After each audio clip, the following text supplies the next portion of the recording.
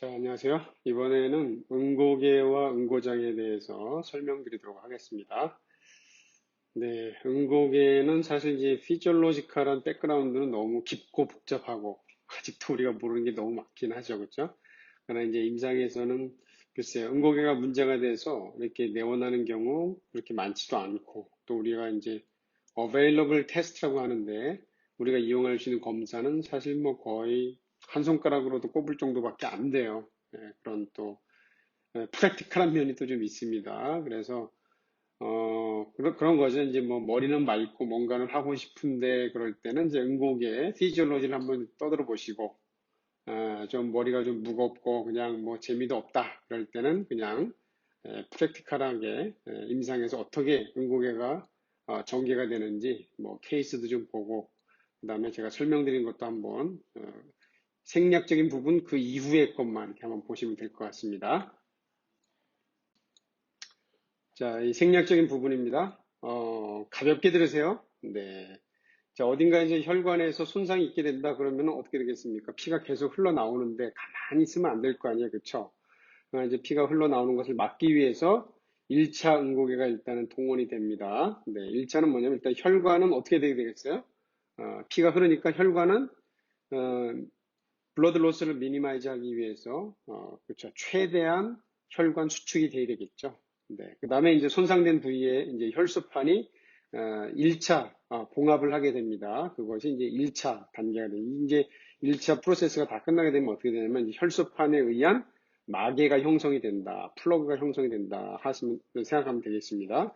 혈관 수축이 된 다음에 자, 요 두 번째 가운데 사진을 보시면 보통 이제 비활성 상태의 혈소판이 이렇게 디스크 형태의 원형 세포라고 그랬죠.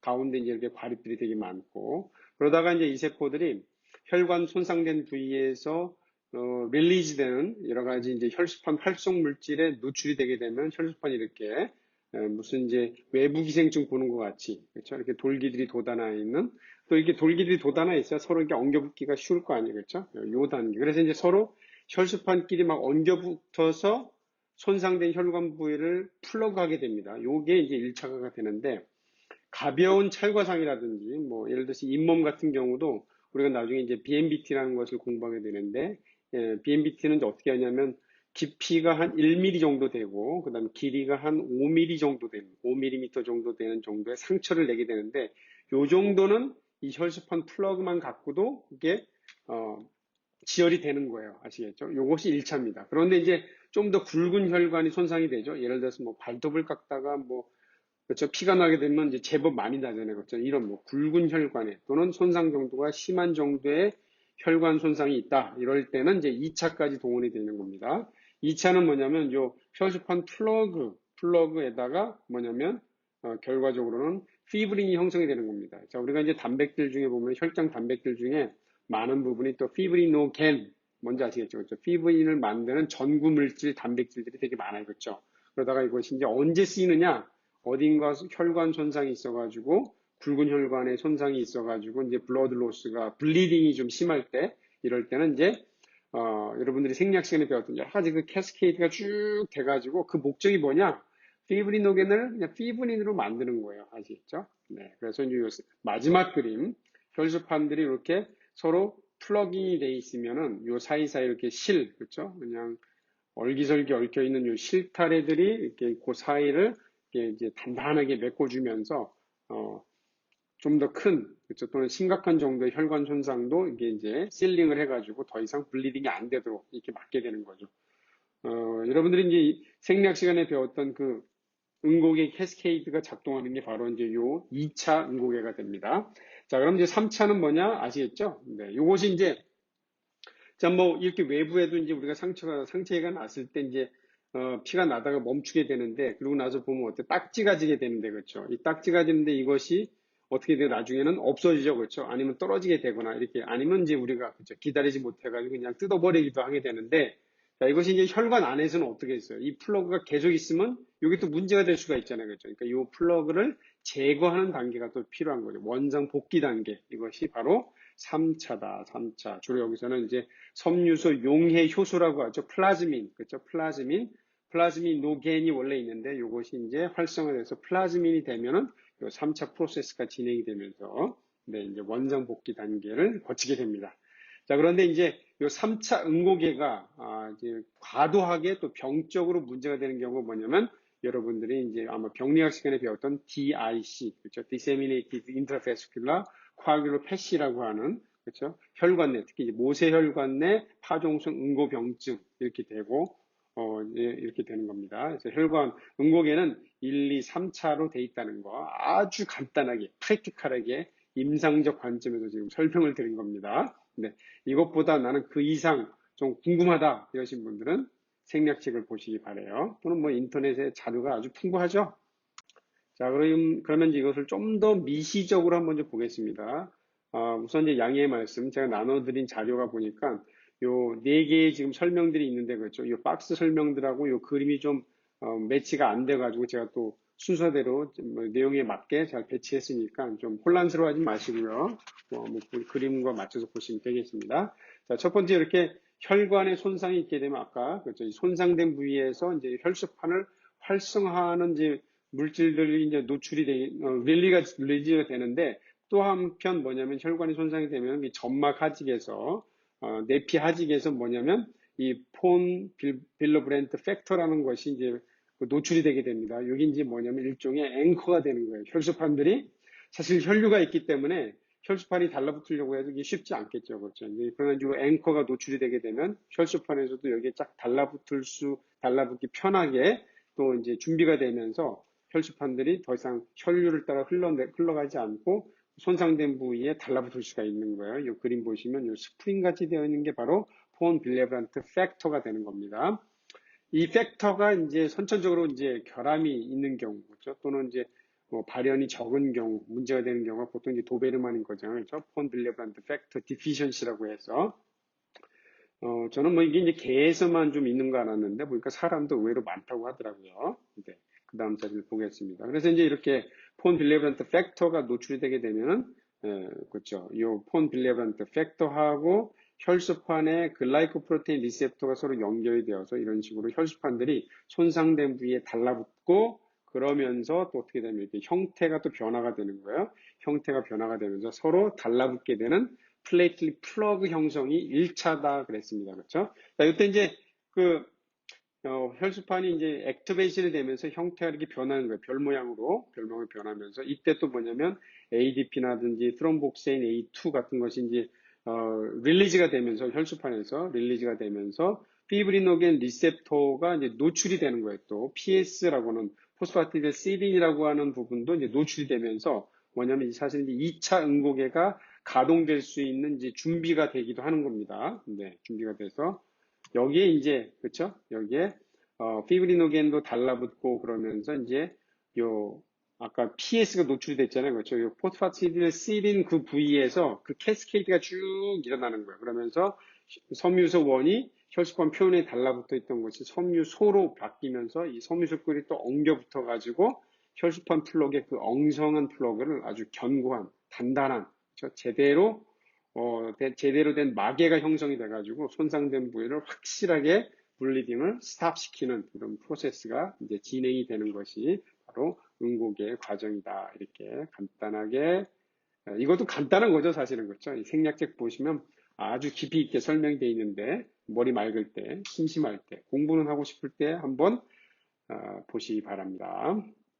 자, 이것도 마찬가지인데, 네. 혈소판에서 이렇게 보시면 PS라고 나와 있죠. PS, 포스파티딜 시딘이라고 하는데 이게 되게 중요한 겁니다. 플레이트 팩터 3라고도 하고 또는 플레이트 프로코아귤런트라고 하는데 자, 요것이 이제 노출이 되면 여기에서 그 캐스케이드가 이제 쭉 진행이 되는 거예요. 내 내인성 경로, 외인성 경로 쭉 진행이 되면서 결과적으로 뭐냐면 이 프로트롬빈이라고 하는 2번 팩터 있죠. 그렇죠? 프로트롬빈. 트롬빈이 뭐예요? 혈전이잖아요. 혈전 전 단계, 그렇죠? 혈전을 만드는 그 물질의 전구 물질인데 이것이 활성화가 되면서 트롬빈이 되면서 피브린이 되고, 그렇죠? 이 피브린끼리 서로 엉겨 붙으면서 이제 혈전 형성이 완성이 되는 겁니다. 그래서 이제 중요한 부분이 뭐냐면 이제 PS가 노출이 된다는 거 중요한 거고 여기 보시면 칼슘, 그렇죠? 칼슘이 응고에서 중요한 거잖아요. 그러니까 이제 EDTA나 헤파린 이런 물질들이 항응고 작용을 이제 할 수가 있는 거죠, 그렇죠? 그 다음에 네, 이 정도만 이제 알아두시면 되겠습니다. 그래서 이제 뭐냐면 혈소판들이 그죠? 다시 한번 설명드리면 손상 부위에서 나온 그렇죠? 그 이제 폰 빌레브란트 팩터에 걸려가지고 그렇죠? 더 이상 이제 고정이 되면서 형태가 변화가 되고 그 변화가 되는 돌기가 돋아나게 되는데 이 돌기에서 돌기 표면에 포스파티딜시린이 노출이 되면서 거기에서 이제 응곡의 캐스케이드가 쭉 진행이 되면서 결과적으로 피브리노겐이 피브린이 되면서 아시겠죠? 이렇게 엉거붙으면서 견고한 블리딩을 억제하는 이제 마개가 이제 형성이 되는 겁니다. 자, 요것이. 자, 이 캐스케이드 기억나시죠? 생리학 시간에 배웠던, 그렇죠. 외우느라고 좀 머리 아프셨을 텐데, 뭐 외우실 필요 없습니다. 네. 근데 이제 몇 가지는 또 외워야 되겠죠? 네, 시험에서 나올 수 있으니까. 자, 보통은 이제 응고개가 예전에는 이제 고전적으로는 외인성과 내인성 두 가지 패스웨이가 있는 줄 알았는데, 요즘은 이제 외인성이 백본이고, 그 다음에 내인성은 이제 증폭 단계다, 이렇게 이제 보고 있는데, 이 그림은, 캐스케이드의 그림은 이제 고전적인 그 패턴을 그대로 따라서 계속 이 Y자 형태로 그리고 있습니다. 7번이죠. 7번. 그 다음에 이제 10번이 활성화되면서 아까 얘기했던 프로트롬빈, 2번이 활성화되면서 트롬빈에 의해서 피브리노겐이 피브린이 되는 거예요. 근데 여기서 끝나는 게 아니고 이것이 이제 또 크로스 링크가 되면서 확실하게 피브린이 형성이 되는 요 단계. 이게 이제 13번이 관여해가지고 이렇게 이루어지게 됩니다. 내인성인 경우에는 여기 이제 11번, 그렇죠? 9번도 있고 8번도 있고 그렇죠. 그러면서 이제 작용을 쭉 하게 됩니다. 여기 이제 또 5번도 있고요. 자, 그다음에 이제 이 중간중간에 보시면 이제 칼슘이 또 여기 중요하게 작용을 하죠. 그다음 PS라고 하는 포스파티드 시린이 되게 중요하다. 이렇게. 트롬보라는 이제 접두어는 이제 블러드 클랏이라는 의미가 있죠. 참고로 알아두시고.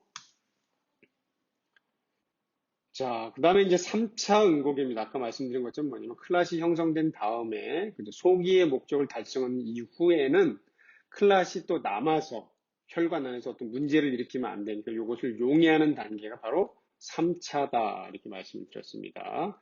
3차에 작용하는 건 뭐냐면 바로 이제 플라즈민이 바로 혈전 용해 효소인데 이것은 이제 보통 시기는 플라즈민 노겐으로 해서 비활성 상태로 있다가 요것을 이제 활성화하는 이런 물질들이 있어요. 브라디킨이라든지 또는 티슈 플라즈미노겐 액티베이터라고 하는 이런 물질에 노출이 되면은 이 피브린이 그렇죠. 피브린 또는 트럼부스라고 하는 것이 혈전이 이제 용해가 돼서 용해 산물이 FDP라든지 디다이머 같은 게 나오게 되는 겁니다. FDP 피브린 디그레데이션 프로덕트다 이렇게 부르고요. 디다이머는 이제 크로스 링크 아까 이제 말씀드린 게 뭐냐면 이 캐스케이드에 의해서 트롬빈이 형성이 되고 트롬빈에 의해서 피브리노겐이 피브린이 된다고 그랬죠. 그렇죠. 그러면 피브린이 요때 피브리노겐에서 피브린이 되는 것은 그냥 아직은 이제 불완전한 단계고 요 피브린들이 서로 만들어져 가지고 서로 크로스 링크가 돼야 완결이 되는 건데 FDP 같은 경우는 요 완결되지 않은 상태에서도 나올 수 있는 거예요. 그래서 이제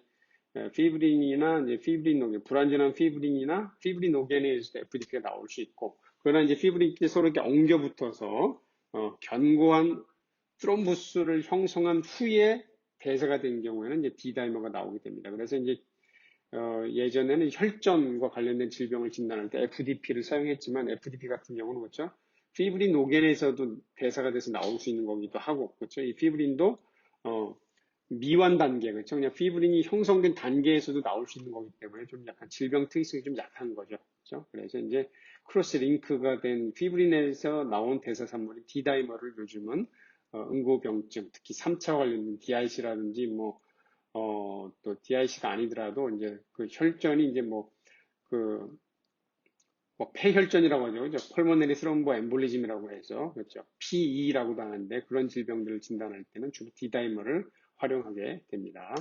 자, 응고개라는 것이 상당히 델리커트하면서 이게 아주 민감한 부분이기 때문에 이게 이제 항상성 유지라는 것이 참 쉽지 않은 부분인데 참 생체가 되게 놀라운 거죠. 그렇죠? 여러 가지 그 상황에 맞는 또 이제 이니비트라든지 액티베이터라든지 뭐 이런 것들이 있기 때문에 이미 알려져 있는 것만 봐도 놀라운데 하여튼 그 알려져 있는 놀라운 그 물질들에 의해서 평상시에는 이게 전혀 문제가 안 돼요. 아시겠죠? 문제가 안 되기 때문에 사실 응고라는 것이 좀 경우에 따라서 되게 무서운 거잖아요. 그렇죠? 아시겠죠? 그렇죠? 이 뇌혈관 같은 데서 갑자기 저절로 응고가 생긴다. 그러면 큰일 나는 거잖아요. 그렇죠? 이렇게 바이탈 오간들에서 이런 게 생기면 되게 심각한 건데 이런 것들이 아주 효율적으로 항상성 유지가 되는 데는 바로 이런 이니비터들이 작동하고 있기 때문이다. 그러니까 이제 그 상태를 잘 유지하기 위해서 건강한 마인드, 건강한 바디 유지하는 게 되게 중요한 거죠. 제너럴 이니비터 알려져 있는 것만 봤을 때 제너럴 이니비터는 이제 뭐 이런 것도 있고 그다음에 캐스케이드 이니비터로 해서 알려진 것만 해도 뭐 이런 게 엔티 트롬빈, 프로테인 C, S 뭐 등등 있고 그다음에 이제 3차 응고개 이게 이제 또 혈전이 만들어졌는데 그렇죠. 이게 3차 응고개가 이제 그렇죠. 3차 응고개가 그냥 자기 마음대로 또 이게 활성화든지 과활성화든지 그러면 또 안 되잖아요. 그렇죠. 그러니까 그런 걸 또 억제하는 그런 물질들도 알려져 있는 게 몇 개가 있고 뭐 계속 또 알려지고 있겠죠. 그렇죠. 네, 참고로 알아두시면 좋겠습니다. 자, 뭐 인트로덕터리한 내용이긴 한데 자 이렇게 2000년 12월 6일 제가 대학원을 좀 늦게 들어갔는데 그때 들어갔을 때 찍었던 사진이네요. 면역 매개성 혈시판 감소증으로 진단된 환자인데 마치 뭐 이제 매 맞은 것 같은 느낌 그쵸?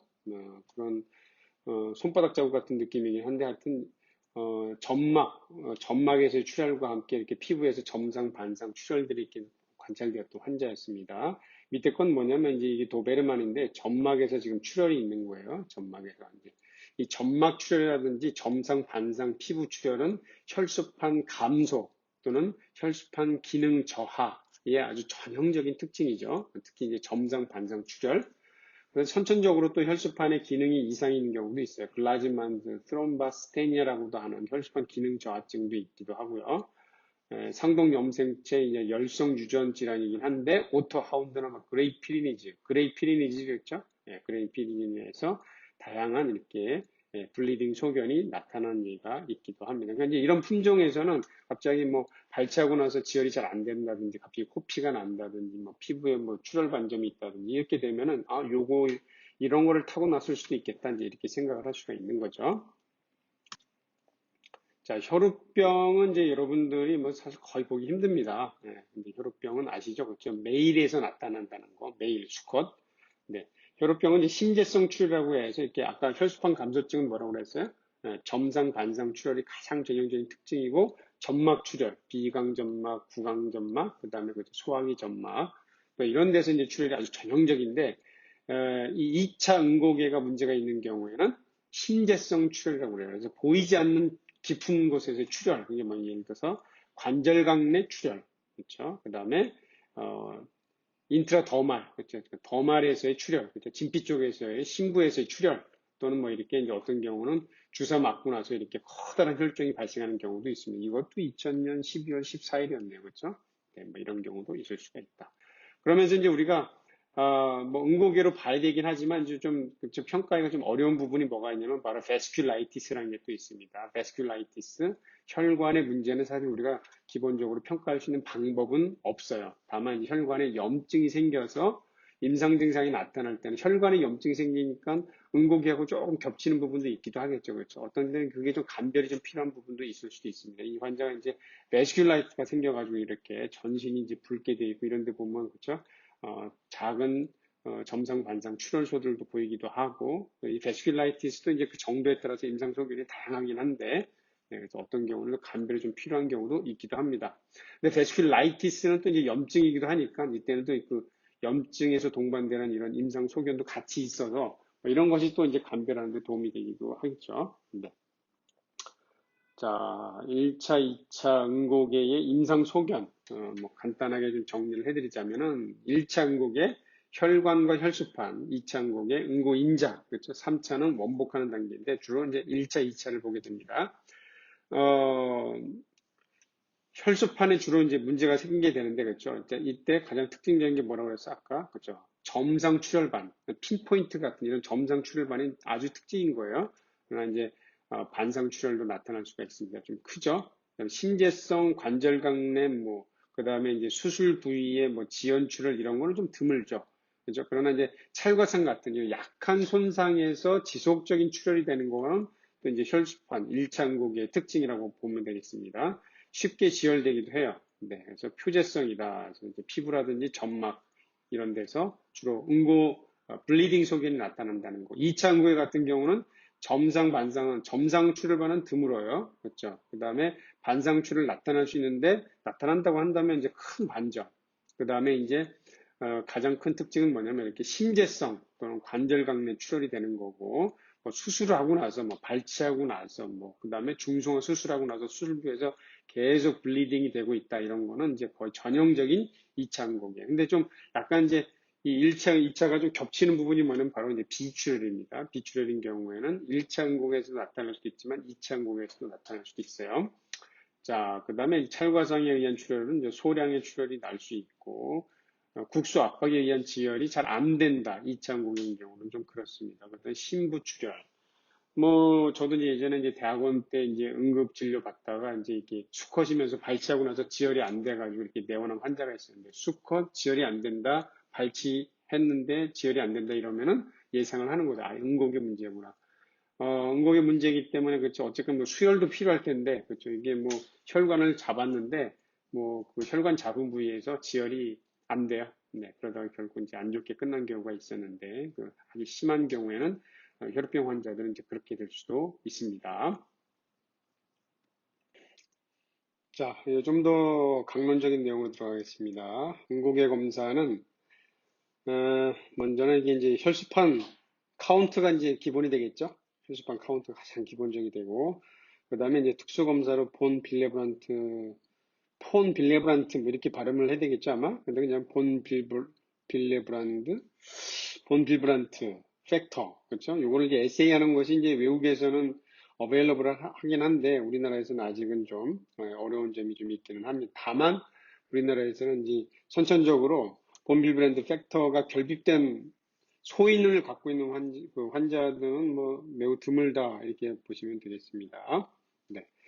이 혈수판과 관련된 특히 수의 감소는 뭐 특히 개에서는 가장 흔한 또 출혈 소인의 원인이다 이렇게 보시면 되겠습니다. 특히 감소죠.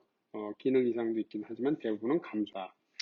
먼저 쭉 보면 이제 이 감소가 되는 기전은 보면 뭐 파괴가 되든지 소모가 되든지 이런 게 있을 거 아니에요, 그렇죠? 그래서 원인을 알 수 없는, 그렇죠? 뭐 면역맥에서 혈수판 감소증, 뭐 IMHA 같은 겁니다. 그 다음에 이제 감염성, 뭐, 병태 생리를 우리가 다 이해할 수는 없지만, 하여튼 여러 가지 원인이 복합적으로 작용을 한다, 이렇게 보고 있습니다. 그래서, 뭐 면역 매개 작용, 그렇죠. 감염으로 인해서 형성된, 그렇죠. 감염으로 인한 세컨데리한 면역 매개도 어느 정도 작용을 하는 것 같고, 또 감염체에 의한 직접적인 파괴라든지 뭐 이런 것도 작용하는 것 같고, 아니면 이제 대식두개가 또 과다하게 이제 활성화되면서 또 이제 혈수판까지도 영향을 받는 뭐 이런 멀티팩토리한 원인에 의해서 예를 들어서 엘리키아라든지 아나플라즈마 또 여기 보면 바베시아 감염증에서도 혈수판 감소가 나타나고 그다음에 홍역, CDV, 파보 감염증, 시톡스준, FLV, FIV 등등등등. 그러니까 뭐 웬만한 우리가 알고 있는 임상에서 이제 좀 소위 문제가 되는 뭐 원충성 그다음에 이제 뭐 원중성, 리케차성, 그쵸, 바이러스성 이런 원인들에 의해서 혈수판 감소증이 나타날 수가 있습니다. 그러니까 이제 어떤 환자가 내원을 했는데 블리딩 소견이 있다 그러면은 이런 것들을 다 최대한 스크리닝을 하는 거죠. 그다음에 이제 심장차상충 환자에서도 혈수판 감소가 나타날 수도 있고, 그다음에 이제 뭐 기타 히스토플라즈마 캡슐라툼 같은 이런 이제 시스테믹 마이코시스를 유발하는 원인 병증에서도 이제 보고되는 경우가 있는데 우리나라는 이제 히스토플라즈마는 아직은 없습니다. 리슈마니아 감염증 뭐 아주 드물죠. 우리나라에서는 공식적으로는 없습니다. 렙토스피라 감염증에서도 혈수판 감소가 나타날 수도 있다. 그 다음에 이제 뭐 DIC 같은 거나 트롬보틱 스롬보사이토페니아라는 게 또 있습니다. 이런 그 3차 응고개가 이제 활성화되는 이런 질환들에서도 혈수판이 감소가 나타날 수도 있습니다. 이 경우는 이제 일단은 소모가 일단 큰 거죠. 네.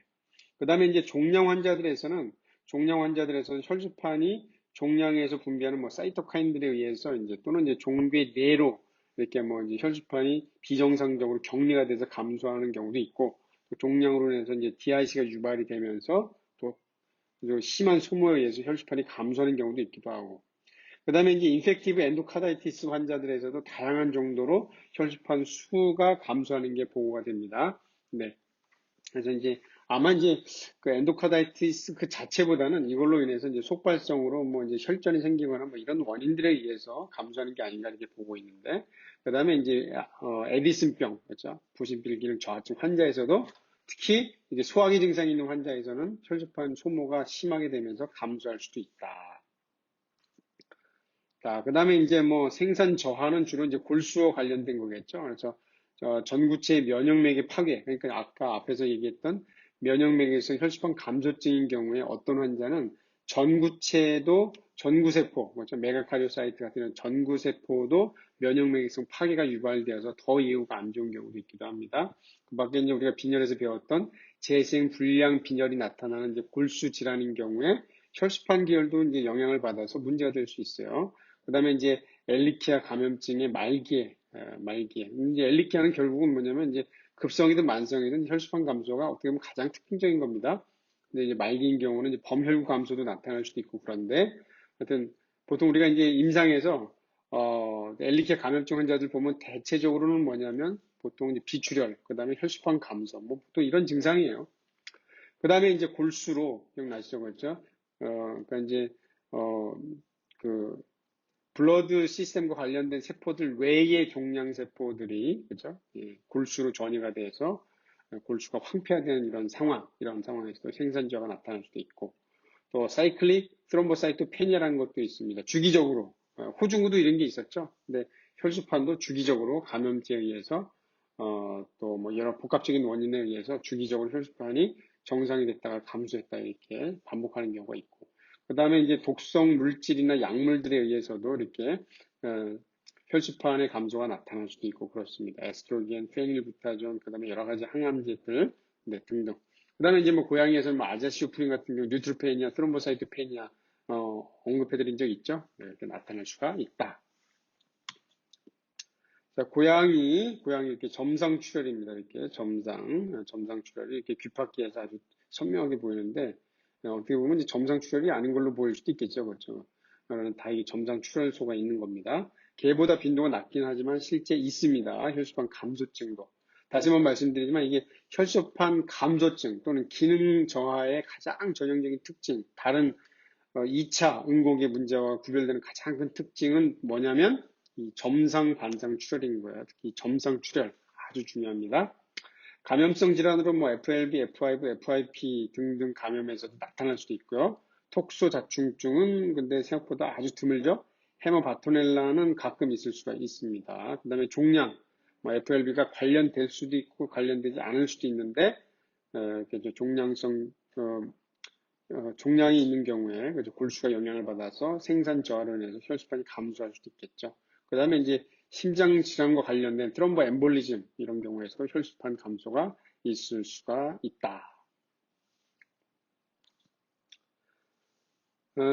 기능장애를 유발하는 여러 가지 원인들입니다. 사실 뭐 여러분들은 병태생리가 좀 더 관심사가 될 수도 있을 텐데 병태생리에 대해서는 이제 아직은 잘 명확하게 알려지지 않은 부분이 좀 많이 있어요. 그러다 보니까 일단 기능장애가 나타날 수 있는 경우의 수를 여러분들이 머릿속에 좀 넣어둘 필요가 있습니다. 이렇게 말씀드릴게요. 어떤 환자가 혈소판 감소 증상이 나타났을 때 숫자가 감소한 것도 있지만 어떤 경우에는 기능 저하도 같이 오는 경우도 있기도 하고 그래요.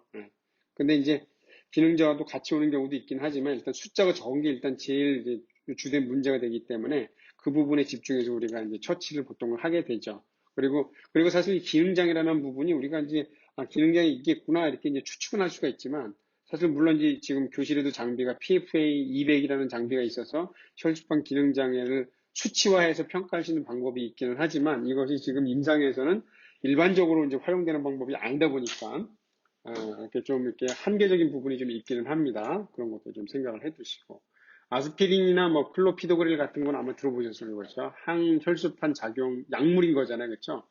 그래서 예를 들어서 사람에서도 심장 혈전증 예방한다고 해서 아스피린을 이제 정기적으로 이제 복용하기도 하고 뭐 그런 경우도 있잖아요. 그렇죠? 개에서도 클로피도그렐 같은 약물들을 투여하면서 과연 그 효과가 얼마나 나타나는가. 사실 이거를 수치화해서 평가하기 어려운 부분이 있었거든요. 그동안은.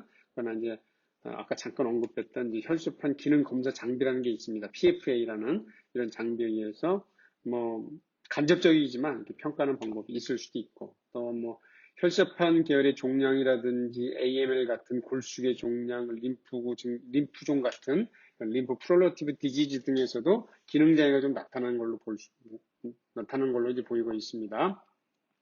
그 다음에 이제 이런 경우에는 특히 뭐 백혈병이나 이제 림프종 뭐 이런 경우에는 이제 혈액 안에 너무 많은 셀들이 있다 보니까 이제 점도가 또 증가하게 되잖아요. 그렇죠? 그렇게 되면은 그 점도 증가로 인해서 또 혈소판에서도 기능이 영향을 받는 게 좀 있기는 합니다. 그 다음에 이제 엘리키아 감염증. 아까 제가 뭐라고 했냐면 멀티팩토리라고 그랬잖아요. 그렇죠? 여러 가지 기능, 소모나 파괴도 있긴 하지만, 그렇죠? 기능 장애를 유발하는 부분도 있어가지고 종합적으로 해서 임상 증상이 유발된다.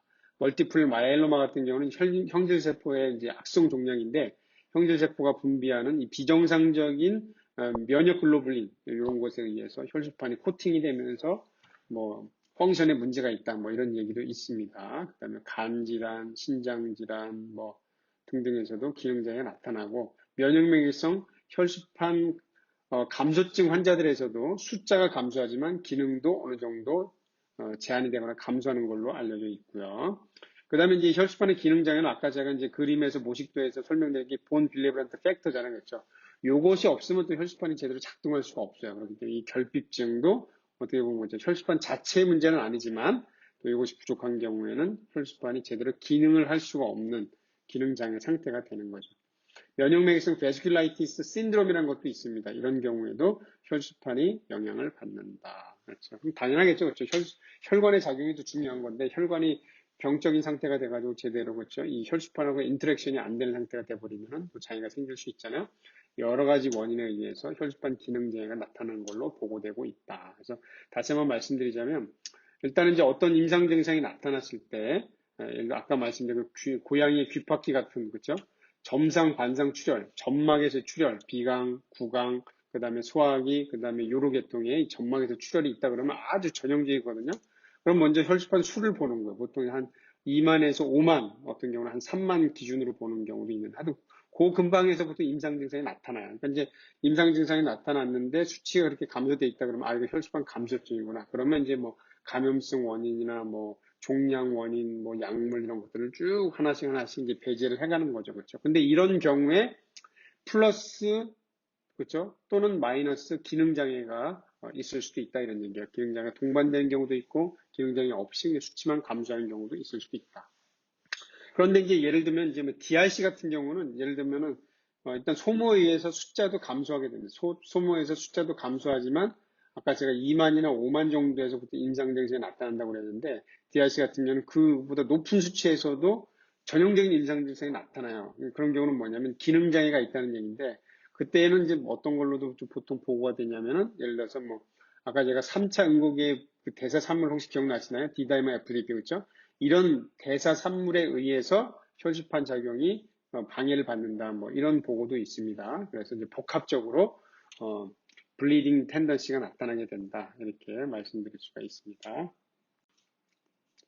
자, 일단은 이제 CBC 하기 전에 아시겠죠? 항응고제하고 잘 섞어주는 게 중요합니다. 그리고 이게 어떻게 또 중요하냐면 바로 검사하지 않게 되면은 보통 우리가 이제 그냥 정치시켜 놓을 수도 있는데 이 롤러에다 계속 돌리는 것도 되게 중요한 거예요. 안 그러면은 시간이 지날수록 아무래도 이제 항응고제 처리가 됐다 하더라도 혈소판들은 서로 이게 달라붙으려는 성질이 좀 있다 보니까 나중에 계속 롤링해 준 것도 중요하고 CBC 하기 전에도 한번 이렇게 팔자로 이렇게 그렇죠? 믹스해주는 과정을 한번 걸치는 것도 좀 필요합니다. 그래서 이제 균질화 시켜야 되겠죠. 혈액을 균질화 시켜가지고 검사하는 것도 중요하고.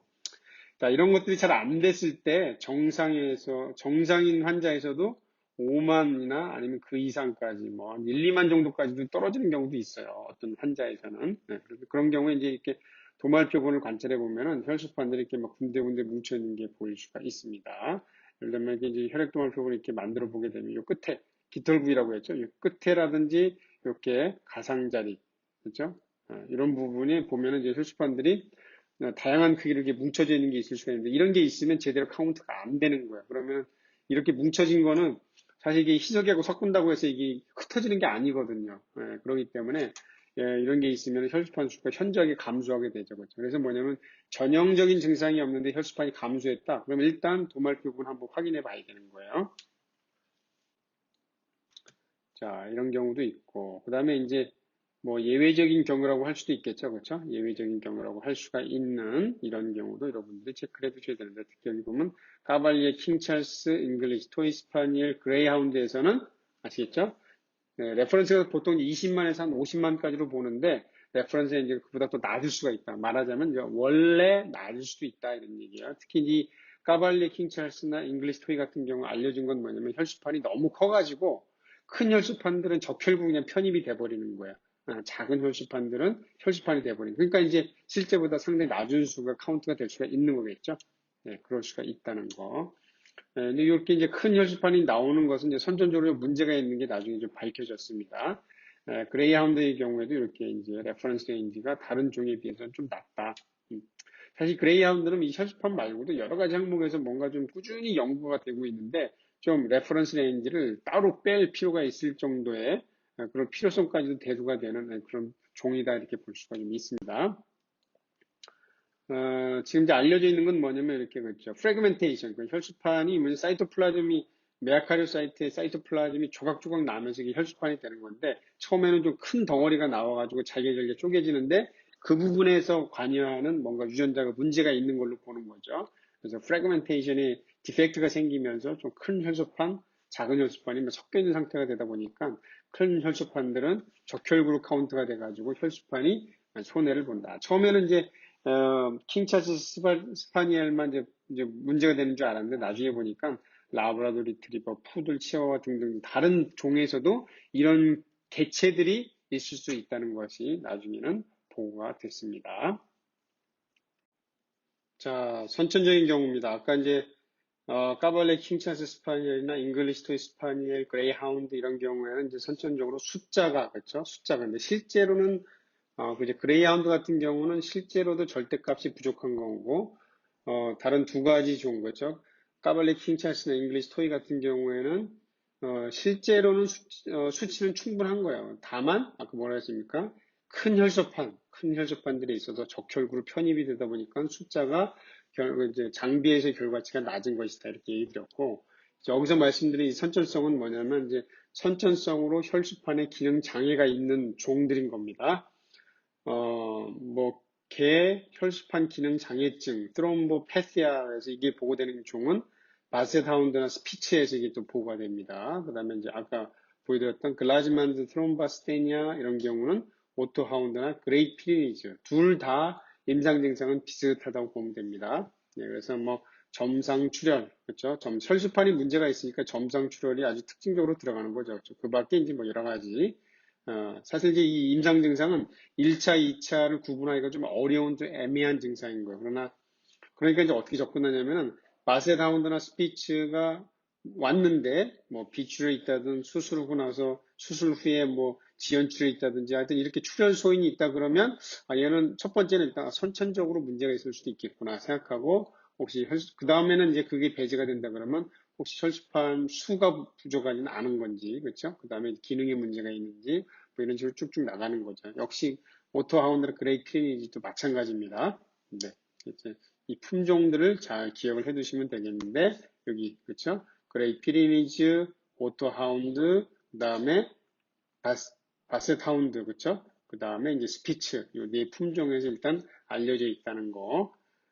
그렇다면 우리나라에서, 글쎄, 스피츠는 이제 종종 보긴 하죠, 그쵸? 근데 종종 보긴 하지만 저도 선천적으로 이렇게 소인을 갖고 태어난 개는 아직 저도 본 적은 없는 것 같습니다. 자, 그 밖에 이제 스캇 신드롬이라는 것도 보고가 됐습니다. 2012년에 보고가 됐는데, 스캇 신드롬은 뭐냐면, PS3, 아까 기억나죠? 그렇죠? 여기 PF가 아니고, 플레이트 팩터 3 그래서 PF3인데, 그렇죠? PS로 아까 표시했었죠? 그렇죠? PS. PS, 포스파티딜 시린이 혈수판 표면에서, 그죠? 이게 혈수판이 이제 디스크 형태로 있다가, 요것이 이제 이게 이런 식으로 그죠. 불가사리는 손가락 같은 모양으로 된다고 그랬는데, 요 이렇게 그죠. 요 가지 위에서 PS가 노출이 되면서 거기에서 2차 항곡의 캐스케이드가 이제 진행이 되는 겁니다. 근데 그것이 문제가 있는 거죠. 그죠. 문제가 있어서 defect in PS exposure.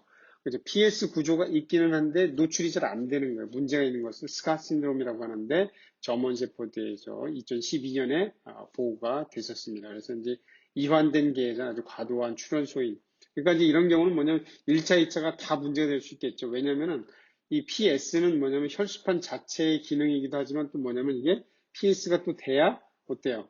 2차 응고개가 또 이제 가동이 되는 건데, 그렇죠? 그런 문제가 있는 겁니다. 그래서 여기 보시면은 그 논문에서 언급된 임상 증상들을 보면은 뭐, 그렇죠? 수술 후에 헤모라지는 여기 보니까 이제 뭐 수술에도 이제 헤모라지가 있었는데 여기 보니까 뭐 오바리오 히스테렉터미 그렇죠?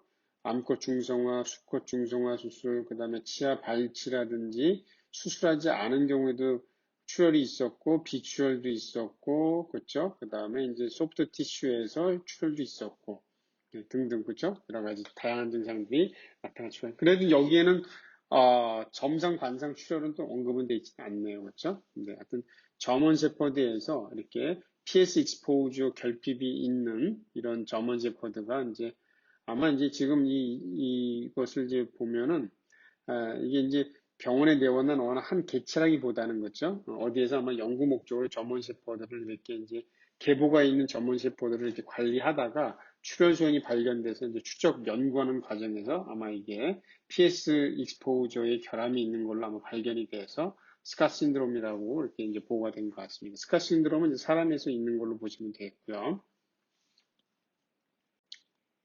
자, 푸들입니다. 저형적인 IMT 또는 에반스 증후는 아시죠? 그렇죠? 면역맥성 혈수판 감소증하고 면역맥성 용혈성 빈혈이 같이 있는 경우입니다. 12살, 피하 출혈이 먼저 보였다가 점성 반상, 그 다음에 질출혈, 혈변, 토혈 이렇게 그렇죠? 피하 출혈하고 점막 출혈이 나타나는 이런 환자였는데 전형적인 혈수판 과 관련된 이제 출혈 소인인 거죠, 그렇죠? 이런 경우는 먼저 혈수판 수를 체크해보고 그 다음에 수가 그렇게 부족하지 않다 그러면 기능 문제도 있겠구나 이렇게 보면 되고 네.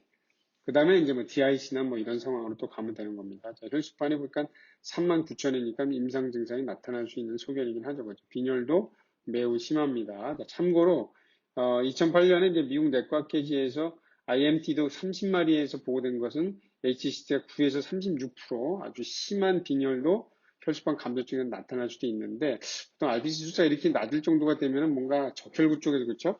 출혈뿐만 아니고 적혈구 수도 감소하는 뭔가 원인이 같이 작용했을 걸로 보는데 이럴 때 이제 보통 에반스 증후군 가능성 우리가 생각을 하는 거죠. 아마 도말표본에서 뭐예요?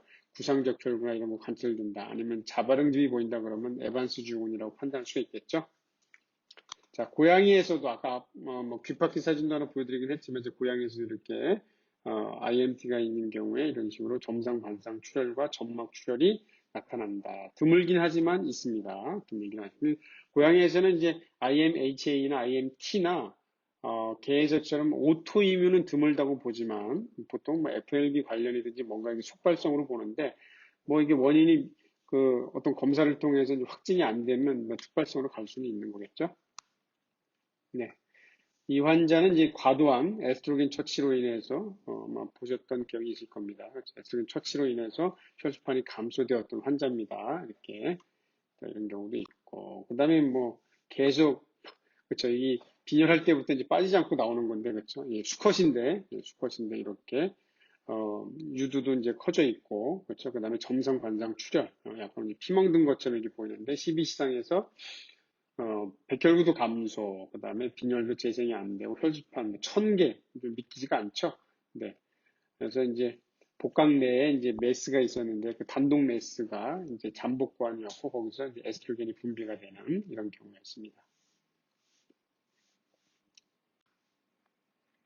자, 그 다음에 이제 이 멀티팩토리얼의 대표적인 엘리키아 감염증, 우리나라에서도 주로 이게 따뜻한 지역에서는 종종 관찰이 됩니다. 보통은 이제 비출혈로 내원하게 되는데, 네.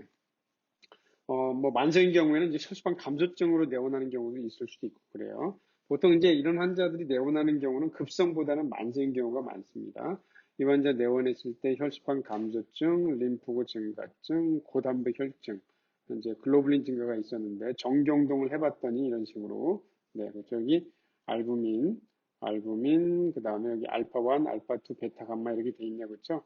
자 여기 보시면 베타 감마가 이렇게 두루두루 증가됐으니까 이런 경우는 보통 이제 만성 감염증 또는 만성 항원 감작, 보통 꼭 이제 감염이 아니더라도 그래서 이제 스냅 키트 그죠 현장 검사 키트를 검사했을 때 거기에서 이제 엘리케 케니스가 양성이 나왔고, 이걸 랩으로 보내서 역가를 측정했더니, 역가가 1대 2048이었습니다. 상당히 높은 고역가였습니다. 그러니까 이제 엘리케 케니스에 대한 이제 항체가 고농도로 발견이 됐다 이런 얘기죠. 그렇죠? 이런 게 우리나라에서 이제 처음 보고됐던 그런 케이스입니다. 네.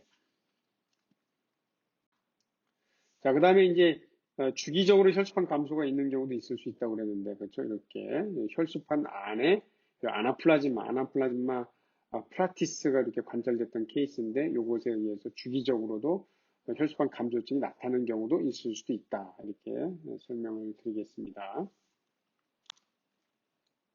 자, 그 다음에 이제 DIC하고 조금 다른 혈전 관련된 병증인데, DIC는 뭐냐면 아까 앞에서 설명드렸지만 정맥이죠. 그죠? 정맥 모세혈관에서 파종성으로 혈전이 생겨서 기관장이라든지 출혈소인이 나타나는 경우고, HUS라고 합니다. 헤몰리틱 유레믹 신드롬이라고 하고, 또는 스롬보틱 스롬보사이토펜이라고도 하는데, 이건 뭐냐면 국소적으로 굵은 동맥혈관 내에서 아주 심한 혈전 형성이 되면서 장기에 문제가 생기고 혈소판 감소가 있게 되고, 또 그걸로 인해서 속발성으로 프래그멘테이션 어네미아, 그러니까 이제 뭐냐면 시소사이트가 증가하게 되는 마이크로 엔지오패식 어네미아가 나타나는 이런 것을 통칭을 해서 HUS 헤몰리틱 유레믹 신드롬이다 이렇게 부르고, 아마 여러분들이 이콜라이 중에 오이로비 스트레인 기억나시죠? 그렇죠? 시가톡신을 분비하는 그것과 관련된 소화기 증상 환자에서 이런 병증이 나타나는 걸로 보고 있습니다. 그래서 이제 트라이애드가 있는데요. 트라이애드가 뭐냐면 이렇게 소화기 증상이 있고,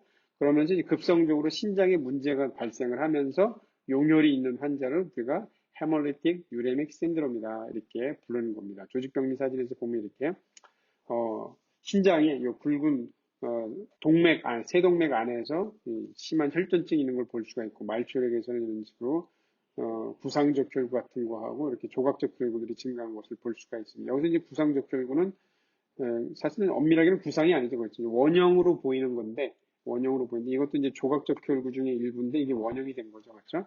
이렇게 이런 세 가지 다시 한번 말씀드리면 용혈의 증거가 있고, 그 다음에 소화기 증상이 있으면서 레날 페일러가 동반된 이런 환자, 이것을 헤몰리틱 유레믹 신드롬이다 이렇게 부른다는 거. 드물어요. 드물지만 있습니다. 자, 그 다음에 이제 DYC 환자인데요. 한번 보겠습니다. 잉글리시 불독이 비출혈, 구강점막, 점상출혈, 복부종괴, 복통 뭐 이런 걸 내원했어요. 자, 일단 점막에 점상출혈이 있다 그러면 이것은 뭐예요? 혈소판에 관련된 문제죠. 그렇죠? 혈소판에 관련된 문제인데 혈소판이 8만 3천 개예요. 그러면 아까 뭐라 했냐면 3만 개 전후에서 임상 증상이 나타난다고 했는데 8만 3천인데 증상이 나타났으면 뭐냐면 이것은 본 빌브랜드 팩터가 결핍되어 있든지, 그렇죠? 아니면 혈소판에 기능에 문제가 있든지, 아니면은 3차 응고개 쪽에 문제가 있다. 이런 식으로 보통 접근을 하는 거야. 근데 본 빌브랜드 팩터는 잉글리시 불독 같은 경우는 좀 가능성이 낮기 때문에 보고되는 품종은 아니니까 본 빌브랜드 팩터가 낮다고 보는 거고, 그렇죠? 그 다음에 이제 그러면 이제 3차 응고개 쪽을 보는 건데 검사를 해보니까 이제 뒤에서 설명드리겠지만 이제 APTT, PT 같은 이런 그렇죠? 2차 항공에 검사했더니 문제가 됐었습니다. 그렇죠? 문제가 됐었어요. 그렇기 때문에 이제 이런 경우에 DIC 가능성이 되게 높겠다 이렇게 판단할 수가 있습니다. 응고계의 반응산물, 그죠? 3차 응고계의 반응산물이 FDP D다이머라고 그랬는데 FDP가 과도하게 증가된 이런 환자였습니다. 원인은 이제 한쪽에 신장에 농량이 꽉 차 있었는데 이걸로 인해서 보통 이 DIC 같은 경우는 원발이 없습니다. 그냥 멀쩡하게 잘 살고 있는데 갑자기 DIC가 오고 이런 게 없어요. 다 속발입니다. 속발. 속발인데 그 중에 하나는 이렇게 심한 농량, 심한 화농성 염증에서도 나타날 수도 있다. 이렇게 수치가 낮지 않아도 전형적인 임상 증상이 나타날 수도 있다. 이렇게 보시면 되고, 이제 빈혈은 그렇죠. 이 출혈 소인이 있으니까 이제 당연히 재생성 빈혈이 나타날 수 있겠죠. 네. 자, 논문 자료인데, 인펙티브 엔도카다이티스 환자에서 임상병리 결과들을 이렇게 이제 정리해서 보고한 논문인데, 거기서 보시면 혈소판이 18,000개에서 56만 2,000개까지 다양한, 그렇죠? 항상 낮은 건 아니란 얘기죠. 그렇죠? 아마 제 생각에는 뭔가 이제, 그렇죠? 엔도카다이티스로 인한 합병증, 뭐 혈전이 생겼다든지 어떤지 문제가 있어가지고 그런 환자들에서는 이렇게 이제 혈소판이 이렇게 과도하게 낮아지지 않았는가, 이렇게 좀 예상은 됩니다. 그래서 혈소판이 뭐 솔직히 이제 임상 증상, 그렇죠? 점상, 반상, 출혈, 18,000원이면 아마 이제 임상 증상도 나타나기도 하겠죠, 그렇죠? 그렇긴 할 텐데 임상 증상이 뚜렷하지도 않은데 혈소판도 낮고, 그죠? 도말표분에서도 또 관찰했을 때 뭐 클럼핑도 안 보이고 뭐 이럴 때는 엔도카다이티스 가능성도 뭐 염두에 두고 한번 체크해 볼 필요는 있지 않는가 이렇게 말씀드릴 수 있겠고요. 그 다음에는 이제 부신필 기능 저하증에서 소화기 증상이 있는 경우, 이런 경우가 그렇게 흔한 건 아닌데, 그럼 환자에서 출혈이 있으면 뭐 혈소판은 감소할 수가 있습니다. 이제 특히 초기 단계에서 과도한 소모에 의해서 감소할 수 있는데, 한 3마리 한번 제가 찾아봤는데, 그렇죠? 뭐 이렇게 뭐 부족하다고 할 정도는 아니었습니다. 그러나 감소할 수 있다는 거. 그 다음에는 이제 아마 이 케이스는 뭐 여러분들이 그렇죠? 백혈구 적혈구 할 때도 이제 아마 보셨던 환자인데 림프종 환자입니다. 림프종 환자인데 WBC도 낮고 또 혈소판은 48,000개. 그 다음에 빈혈도 있는데 빈혈이 또 재생이 안 되는 그렇죠? 이 환자는 뭐냐면 림프종 종양세포가 골수에까지 전이가 되어가지고 범혈구 감소가 나타났던 이런 환자였습니다. 그래서 이제 이렇게 골수에 문제가 되게 되면 혈소판만 또는 다른 혈구까지 같이 이렇게 감소하는 경우도 있을 수가 있다. 48,000이니까 뭐 임상 증상이 나타날 수도 있고 안 나타날 수도 있고 그러겠죠. 예를 들어서 임상 증상이 나타났다 그러면 수치를 보고서 임상 증상이 나타날 수도 있겠네. 그럼 뭘까 이제 고민을 하는데 그렇죠? 예, 리스트 업을 하겠죠. 그런데 보니까 혈구가 그렇죠? 빈혈도 비재생 빈혈도 있고 백혈구도 감소했네. 그럼 이거는 골수 쪽에 문제겠구나. 이렇게 볼 수가 있는데 또 이제 추가 신체 검사를 통해서 보니까 뭐 다른 데도 문제가 있네 봤더니 아마 이 환자가 이제 간도 종대가 되었던 환자로 알고 있는데 골수보다는 간이 좀 더 수월하잖아요. 그렇죠? 간을 봤을 때는 간을 FNA에서 세포학 검사를 했을 때 간 림프종으로 진단이 됐어요. 그러면 림프종 세포가 골수로 전이가 돼서 지금 범혈구 감소가 나타나겠구나 이런 식으로 진단할 수가 있는 그런 상황이었습니다. 그 다음에 또 한 가지는 뭐냐면 이 환자가 뭐든 2학기 때 나올 내용이긴 하지만 토탈 프로테인 10.5g 데시리터로 상당히 많이 증가했고 글로불이 7.6이었습니다. 전기영동, 혈청, 전기영동 검사를 했는데 여기 보시면 그렇죠?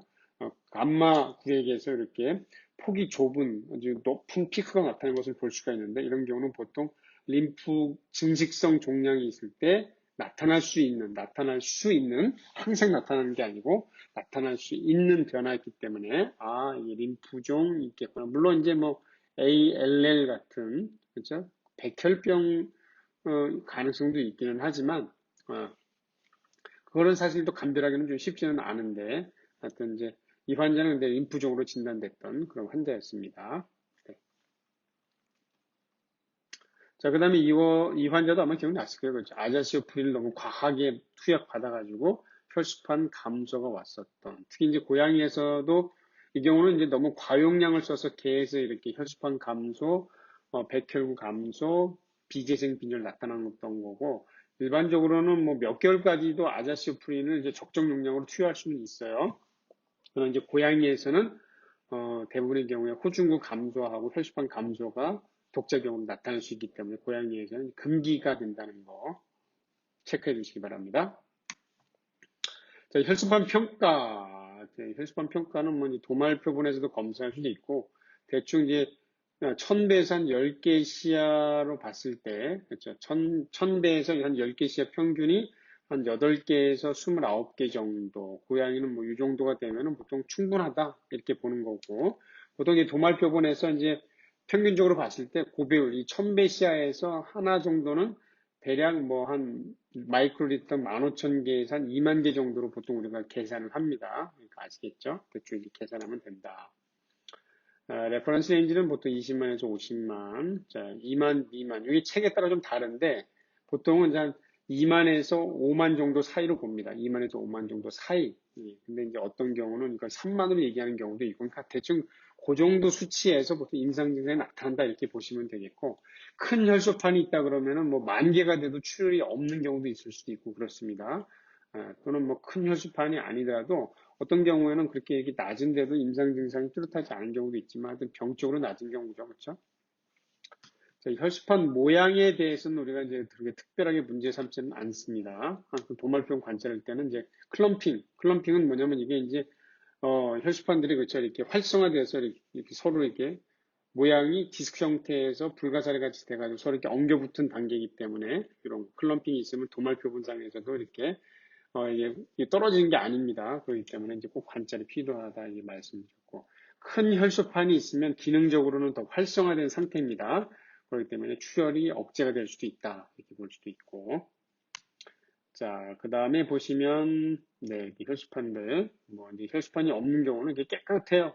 깨끗한데, 혈수판 참 많다. 그렇죠? 크기도 다양합니다. 이렇게 보면은 이게 뭐냐면 어딘가 소모나 파괴가 있으면서 지금 골수가 아주 활발하게 만들고 있기 때문에 이렇게 커다란 혈수판들이 나타나는 것이다. 이렇게 보면 되고, 엄청 큰 혈수판은, 네, 이 혈수판이 아닌 것처럼 보고도 눈을 의심하게 만드는 아주 커다란 매우 큰 집신벌레 같은 느낌의 이런 혈수판도 관찰될 수도 있다. 어디서는 뭐 이거를 레티큘라 혈수판이다 이렇게도 부르기도 하고, 네, 스트레스 혈수판이다 이렇게 부르기도 하고 그렇습니다.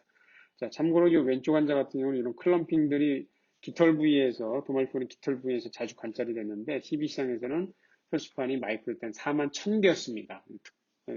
뭐, 임상 증상이 있는 건 아니었고 건강한 환자였는데 이럴 수가 있다. 자, 그다음에 이제 말초력에서 드물게 관찰되는 게 뭐냐면 프로플레이틀릿 또는 프리플레이틀릿이 관찰될 수도 있다는 거. 그러니까 쉽게 말하면 혈수판이 무슨 모양이죠? 원형 디스크 모양이어야 되는데 이렇게 길쭉한 굵은 막대기 모양으로 이렇게 나타나는 경우도 있을 수도 있다. 보통 이제 골수에서 저배율이긴 하지만 매우 큰 메가 캐리어 사이트, 캐리어, 메가, 그렇죠?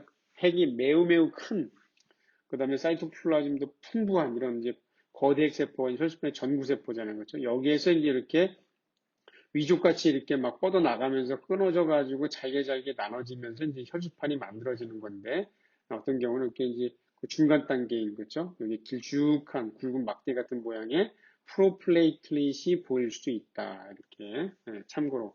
혈수판이 이 메아카리 사이트에서 사이토플라즘이 혈수판으로 다 만들어지게 되면 이런 식으로 핵만 덩그러니 남게 되는 경우도 있을 수가 있습니다. 말초력에서 관찰하기는 힘들고, 비장 같은 골수의 조혈 작용이 흔하게 일어나는 이런 장기에서는 가끔 FNA에서 사이토플라즘을 관찰하게 되면은 이런 핵만 관찰되는 경우가 있을 수도 있습니다.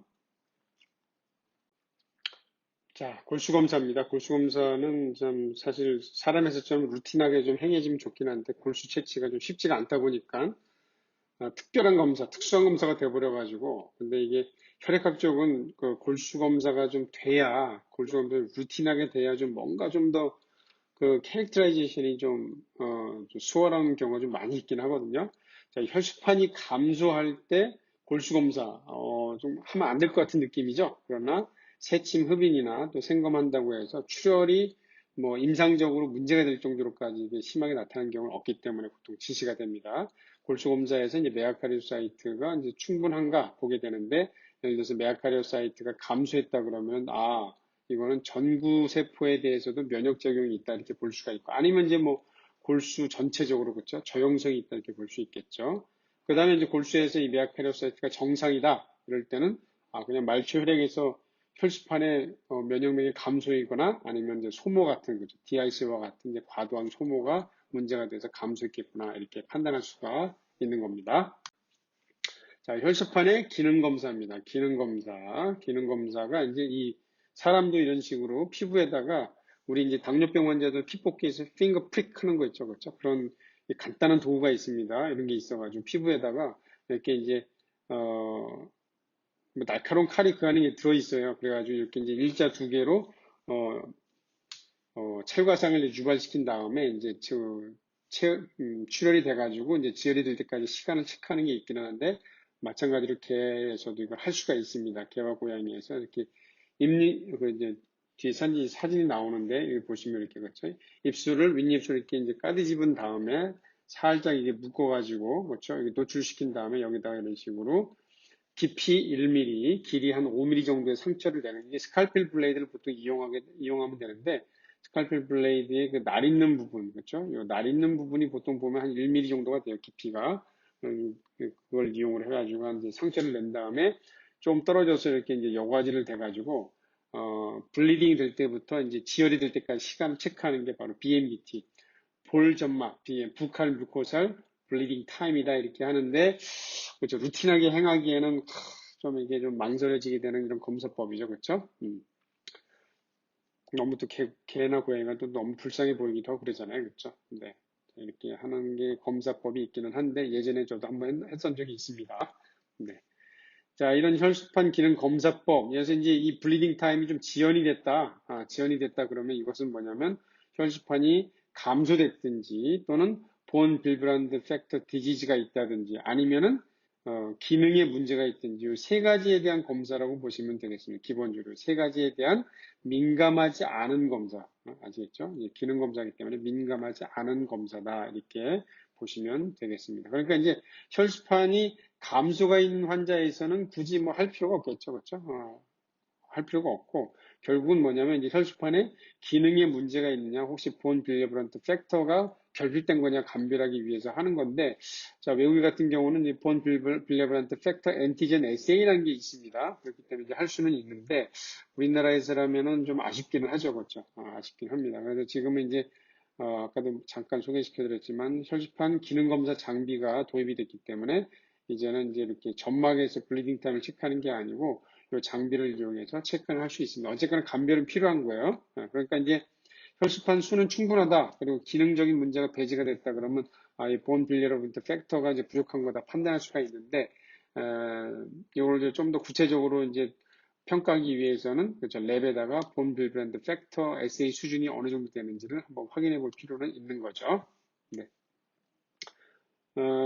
자, 이 외국 같은 경우는 도베르만, 저도 며칠 전에 우리 동네에서 도베르만을 봤는데, 사실 우리나라 도베르만 개체 수가 많이 줄었죠. 아주 보기 드문 종류 중에 하나가 됐는데, 이 도베르만에서는 되게 유명합니다. 본 빌브란트 팩터 결핍증이. 그러니까 이제 도베르만이 온다 그러면 기본적으로 검사를 하는 거예요. 그래서 이제 부족하게 되면은 성분 수혈을 좀 해가지고, 혈장을 얼려가지고 그 침전물만 따로 모게 되면 거기에 이제 본 빌브란트 팩터가 되게 많거든요. 그럼 그거 이제 성분 수혈을 해준 다음에 뭐 중성화 수술이나 뭐 필요한 수술을 하는 거예요. 그 다음에 또 수술하고 나서 또 체크하고 부족하면 또 수혈해주고 보통 이런 식으로 하게 됩니다. 네. 자, 혈소판 기능검사 장비가 자, 이런 게 있습니다. PFA 지금은 200까지 나왔습니다. 200 이거 사람에서 기능검사 장비로 거의 뭐 루틴한 검사로 자리매김했다 이게 볼 수가 있고 수의 쪽에서는 지금 우리나라에서는 이제 레퍼런스 레인지가 지금 세팅이 됐고 셋업이 됐기 때문에 이제 뭐 아스피린이나 클로피도그레 같은 약물을 처방할 때 과연 얼마나 그렇죠 얼마나 혈소판 기능이 억제가 되는지 평가하려고 할 때는 이제 뭐 그렇죠 이 볼점막 출혈 시간 검사한다든지 이런 거 하지 않고 이런 장비를 이용해서 수치적으로 이제 평가해 볼 수가 있는 거죠. 네. 자, 이 장비는 이제 어떤 거냐면은 자, 이 장비는 이제 두 개의 카트리지가 있습니다. 카트리지 이제 이렇게 포어라고 해서 이제 구멍이 이렇게 있습니다. 구멍이 있고, 이 카트리지 표면에 뭐가 있냐면 이제 혈소판을 활성화시키는 물질이 두 가지가 있어요. 요즘은 하나 더 나와가지고 P2Y라고 하는 카트리지도 있고, 기존에는 이제 ADP 콜라겐, 두 번째는 이제 ADP 에피네프린, 그다음에 이번에 이제 P2Y 세 가지 카트리지가 있는데, 그러니까 이제 혈액이 여기를 이제 통과하게 됩니다. 그죠? 통과하면서 혈소판들이 이 표면에 묻어있는 그 혈소판 활성 물질에서 활성화되기 시작을 하겠죠. 그렇죠? 그러면서 이제 시간이 지나면서 어떻게 되냐면 PS도 형태도 변하고 PS도 노출이 되고 응고개가 캐스케이드가 진행이 되면서 피브리노겐이 피브린 되는 그런 상황이 쭉 전개가 되겠죠. 그렇죠? 그래서 이 포가 완전히 맞을 때까지 시간을 체크하는 겁니다. 그렇죠? 원리는 간단하죠. 그렇죠? 원리는 간단한데 이 간단한 원리를 생각해낸 게 이제 기발한 거죠. 그렇죠? 네, 기발하다. 어떻게 보면 되게 단순한 건데 이미 만들어졌으니까 이제 만만해 보이긴 하는데 그렇죠? 아마 이제 처음에는 뭐 그렇죠? 뭐 요 간단한 생각의 전환 참 이런 게 있어가지고 기술이 조금씩 발전을 하는 건데 자 근데 이것도 이제 사실 이제 BMBT보다는 좀 더 수월하고 간편하고 그렇죠? 뭐 피만 뽑아서 뭐 주입하면 된다라는 이런 장점은 있긴 한데, 자, 일단은 이제 요 포가 안 닫히는 경우, 첫 번째 혈소판 감소가 있겠죠. 두 번째, 그 다음에 보온 빌브랜드 팩터가 결핍된 경우가 있겠죠. 그 다음에 세 번째, 혈소판의 기능에 문제가 있는 경우가 있겠죠. 그렇죠. 그 중에는 이제 아스피린, 클로피도그렐 같은 이런 약물들에 의한 또는 그 외에 그렇죠. 혈소판의 기능에 영향을 주는 물질이나 독성 물질에 의한 이런 영향이 있어서 이게 안 다치는 경우도 있을 수도 있겠고, 그렇죠? 그다음에 아까 스카 신드롬과 같이 어때요? 혈소판에서 PS가 노출이 안 되는, 그렇죠? 이런 장애가 있는 경우도 있을 수도 있겠고, 그 다음에 다섯 번째는 아까 이제 네 가지 품종에서 선천적으로 혈소판 기능에 문제가 있다고 그랬잖아요. 그렇죠? 그런 품종들에서, 그런 선천적인 혈소판 기능 장애 소인이 있는 환자들에서는 또 문제가 될 수가 있겠죠. 그렇죠? 와, 이렇게 해보니까 사실 이 검사는 안 하는 게 더 나을지도 모르겠어요. 그렇죠? 해가지고 별로 도움도 안 되는 거죠. 간별 계산은 여전히 똑같은 거예요.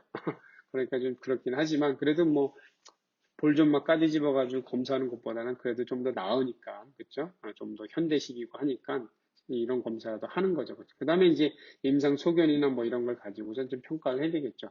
혈소판 감소가 있는 것은 뭐 굳이 이제 이걸로 검사할 필요가 없잖아요. 그렇죠? 빼면 되겠고, 본 빌브랜드 팩터 결핍증은 사실은 그렇죠. 도베르만이나 이런 몇몇 품종이 아니면 좀 가능성은 낮으니까. 그 다음에 이제 선천적으로 문제가 있는 경우에는 그렇죠? 일단 네 가지 품종이 알려져 있으니까. 그다음 스카 신드롬 같은 경우는 뭐 의미가 있겠네요. 그렇죠? 그다음에 뭐 사실 아스피린 클로피도그렐 이런 거 가지고 연구를 해보면은 어떤 게 있냐면은 이 PFA 장비로는 아스피린 클로피도그렐 같은 약물, 항혈소판 약물을 투여하게 되면은 기능이 억제되는 거가 있긴 하지만 그렇다고 해서 실제 임상에서 문제가 그렇죠? 출혈 소인이 나타날 정도로 문제가 되거나 뭐 이런 거는 또 아니에요. 그렇죠? 약간 그런 이제 그런 부분이 좀 있기는 합니다. 뭐 어쨌거나 감별이 그렇게 가능하다라는 거. 네. 카트리지가 세 가지가 있다고 그랬죠. 콜라겐, 에피네피딘 묻어 있는 거, 콜라겐 ADP, P2Y. 특히 이제 이 클로피도그렐이 이제 또 클로피델이 작용하는 그 기전에 좀 더 특이적으로 이제 맞춰가지고 만들어낸 이제 카트리지 이 세 가지가 있습니다. 사람에서는 EPI가 매우 민감한 걸로 보여지고 있고요.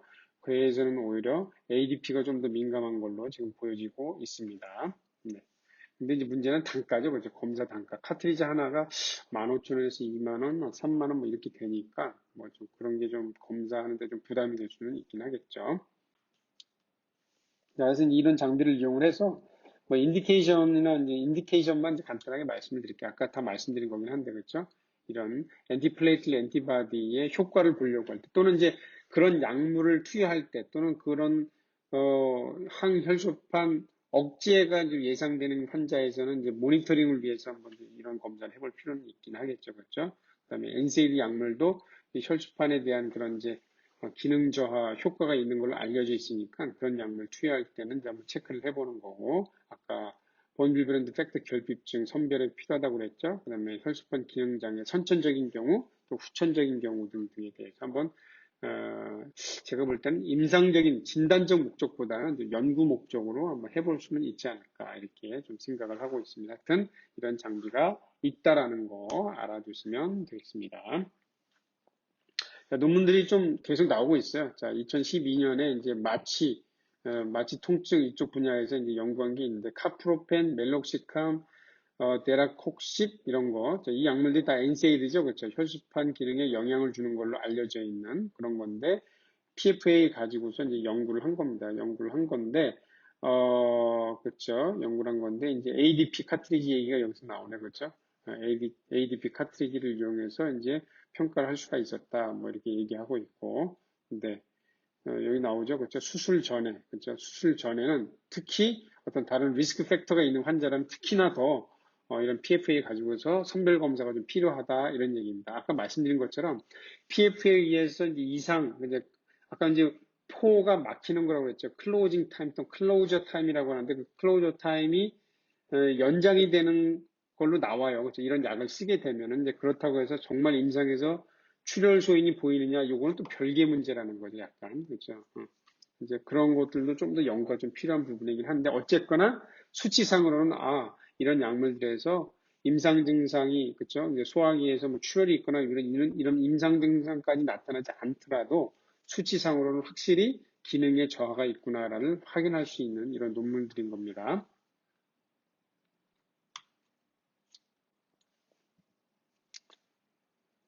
자, 그 다음에 이제 도베르만이죠, 도베르만. 그쵸? 도베르만. 아주 미끈합니다. 그죠? 이 파리가 앉아도 미끄러져서 대굴대굴 굴러가지고 떨어질 것 같은 도베르만인데, 자, 도베르만. 응고의 유전 질환 중에서 가장 흔합니다. 가장 흔하고, 다양한 정도의 블리딩이 보일 수가 있습니다.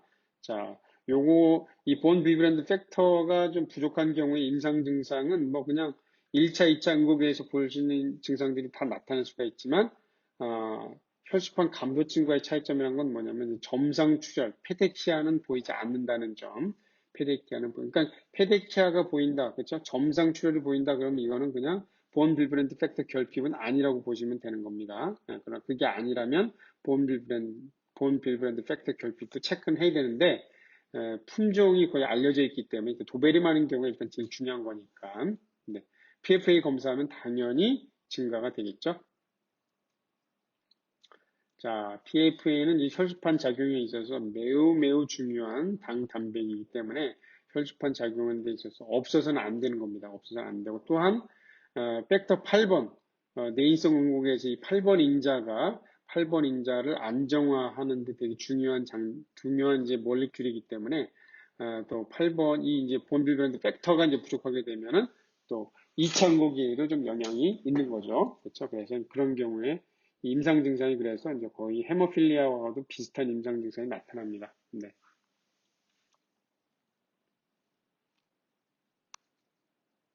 자, 케이스 하나 볼까요? 네. 어릴 때 이제 3개월 때 보험빌브랜드 팩터 결핍증이 진단됐던 환자입니다. 그때 유치 발치 후 지속적인 출혈이 있었다고 하더라고요. 그때 혈소판은 정상, 그 다음에 APTT, PT 다 정상이었어요. 2차 응고에도 문제가 없었다는 얘기죠. BMBT 이때 아마 PFA 검사했으면 PFA도 연장된 걸로 나왔겠죠, 그렇죠? 그 다음에 랩에 보내가지고 보험빌브랜드 팩터 SL을 했는데 보통 이 참고 범위가 70에서 180%였는데 5%로 매우 심각하게 낮아져 있는 보통 이제 50% 이하일 때 이제 진단하게 되는데 3개월령 이후에 몇 번의 잇몸 출혈도 있었고 작은 피부 철과상의 지연 출혈도 있었고 뭐 이런 소인이 있었던 환자였습니다. 이렇게 도베르만에서는 이것이 우리나라에서도 뭐 도베르만을 자주 볼 수는 없지만 예전에 이제 그 뭐 임상 수의사분들한테 강의하러 이렇게 돌아다니다 보면은 한 2번 정도 제가 얘기 들은 적이 있는 것 같아요. 이 도베르만에서 케이스타이션 할 때 지혈이 안 되고 이제 애 먹었던 적이 있었다 이런 얘기 들은 적이 있는데 그런 경우는 이제 이렇게 보험 빌브랜드 팩터 결핍이 있는 걸로 판단할 수가 있는 거죠.